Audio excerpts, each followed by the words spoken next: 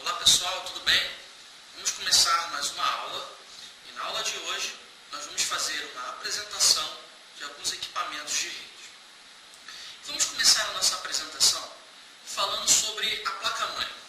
Muito bem, nós temos aqui, pessoal, um exemplo de uma placa-mãe e aí nós sabemos que a placa-mãe ela é responsável por interligar todos os itens internos de hardware do seu computador, né?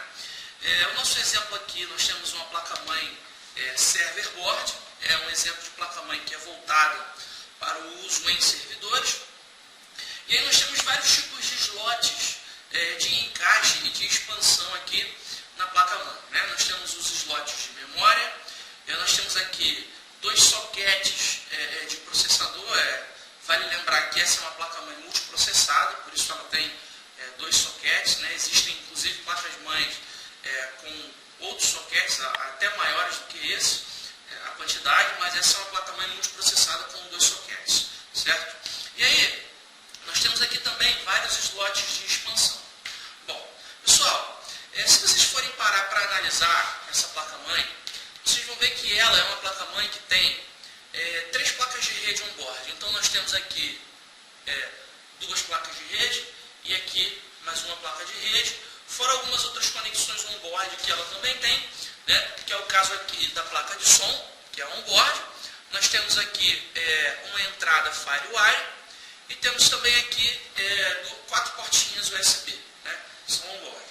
Bom, se você precisa de até 3 placas de rede on-board, essa placa-mãe aqui ela já vai ser capaz de oferecer para você esse tipo de conectividade. E aí os slots de expansão, eles servem exatamente para aquele caso onde você tem uma quantidade específica de placas de rede, essa quantidade não é mais suficiente para a sua demanda, ou seja, você tem algum tipo de servidor que precisa de mais de uma placa de rede física, né? E aí você precisa utilizar os slots de expansão para poder expandir a sua conectividade física com a rede. Eu vou começar primeiro mostrando para vocês uma placa de rede que é bem interessante. Bom, pessoal, olha só, essa placa de rede aqui que eu tenho na mão, ela é uma placa de rede muito antiga, tá legal? Com certeza ela é uma relíquia que nós temos aqui.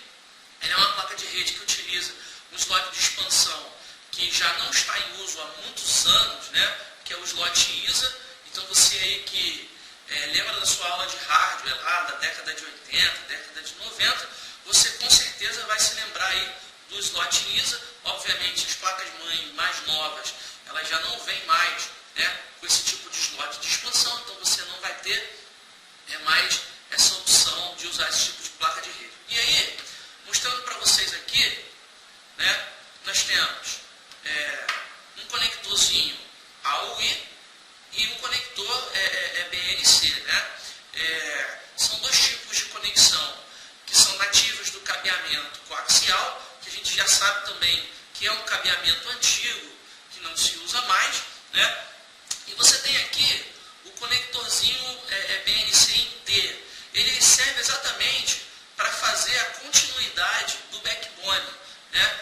Nós já havíamos falado em algumas aulas teóricas que a rede que utiliza o cabo coaxial, ela usa a topologia em barramento. Então você tem os hosts ligados a um único barramento e esse conectorzinho em T, ele é exatamente o conector responsável por fechar o barramento e o segmento da rede que é baseada no cabo coaxial. Muito bem. Então, estou apresentando para vocês aqui uma relíquia que basicamente você muito provavelmente não vai encontrar mais em ambiente de produção. E aí, nós temos também aqui um outro exemplo de placa de rede, né, que é uma placa de rede já mais atual. Ela é uma placa de rede gigabit. O slot de expansão que é utilizado aqui é um slot mais atual, que é o slot PCI. E essa placa de rede ela já vem com a portinha RJ45 para você plugar o cabo de rede, que basicamente é aquele que a gente utiliza hoje em dia, né? Então, supondo que eu tenho aqui essa placa-mãe, que eu mostrei para vocês, e eu tenho 3 placas de rede on-board aqui, né? Pessoal, eu quero salientar que essa placa-mãe, como ela é uma placa-mãe voltada para ser instalada em servidores, ela permite a você aparecer essa possibilidade de você ter 3 placas de rede on-board aí. Mas isso não é comum, principalmente se for uma placa de rede, ou melhor, se for uma placa-mãe de desktop. Né? O desktop, ele, em geral, vai ter apenas uma placa de rede on-board. Tá legal? E aí, se você precisa instalar mais uma, você pode usar aí o slot de expansão. Né? Eu vou mostrar para vocês aqui. Você vai encaixar a rede, a placa, no slot de expansão. E aí você vai ter mais essa possibilidade para fazer a interconexão da sua rede. Então nós temos aqui, somente nessa placa-mãe, 1, 2, 3, 4 placas de rede. Né? Então nós temos aqui um equipamento que funcionaria muito bem, por exemplo, com o serviço de roteamento. Né? Que é um serviço que nós podemos implementar tanto a nível de software quanto a nível de hardware.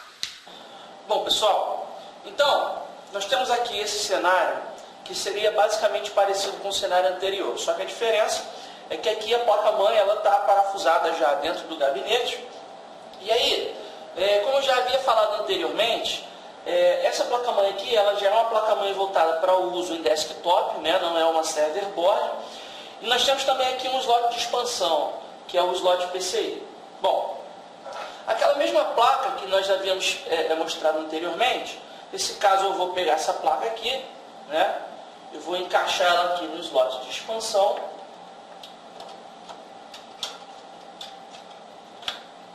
Beleza. E aí,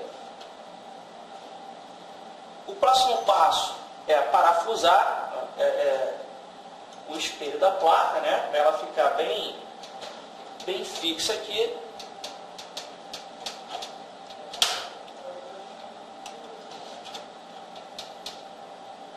Beleza. Bom, então galera, nós temos aqui a instalação da placa de rede no slot PCI. Eu vou mostrar para vocês agora a parte traseira do gabinete. Né? E aí, nós temos aqui uma placa de rede on-board. Como eu falei para vocês, não é normal você ter em uma placa-mãe de client, né, uma placa-mãe de desktop, mais de uma placa de rede on-board. E nesse caso eu tenho uma placa on-board de rede e a placa off-board que nós instalamos aqui. Tá legal? Bom, pessoal, olha só. O driver da placa de rede, que é a parte do software que se comunica com o hardware, ele precisa ser instalado para que essa placa de rede ela esteja funcional. E aí, você tem duas opções na hora de trabalhar com a placa de rede. Ou o seu sistema operacional ele já reconhece o driver e a sua placa de rede ela já funciona, ou você vai precisar recorrer à instalação do fabricante com um CD de instalação para poder instalar o driver aí da sua placa de rede funcionar. E aí, nós vamos mostrar agora para vocês a conectorização dessa placa de rede em um switch para nós vermos esse link aí funcionando. Muito bem, galera. Então, olha só. Nós temos agora aqui o gabinete já ligado, né? Nós colocamos aqui um switchzinho do lado do equipamento. Eu vou mostrar para vocês agora essa conectorização. Eu tenho aqui, né, um cabo de rede. E aí, eu vou pegar no meu gabinete o conector RJ45 e vou plugar aqui na porta da placa de rede que a gente acabou de instalar. Beleza? Muito bem. E agora, eu vou pegar aqui no meu switch e na outra ponta do cabo, eu vou plugar na porta 1 do switch. Muito bem. Porta 1 do switch. Repara que automaticamente, quando eu ligo o cabo de rede na porta 1, a porta 1 ela acende aqui, né, indicando que a porta que estava down agora se tornou up. E repara também que a luzinha da placa de rede ela ligou, a luzinha de cima indicando que você tem um link ativo aqui. E essa luzinha de baixo, você vai reparar que esporadicamente ela vai piscar, né? Porque essa linha de baixo ela indica que a placa de rede está transmitindo, ou seja, está ocorrendo transmissão aqui no link. Galera, na aula teórica, nós havíamos falado sobre a importância de você observar, na hora de fazer um troubleshoot, as camadas do modelo ORSA.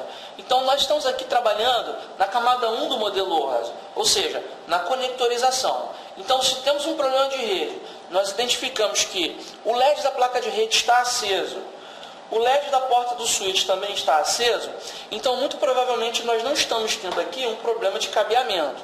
Então nós podemos matar a camada 1 do modelo OSI, partir para a camada 2 em diante, seguindo aquele modelo de troubleshoot que o modelo OSI nos sugere e que cai inclusive na prova da CompTIA.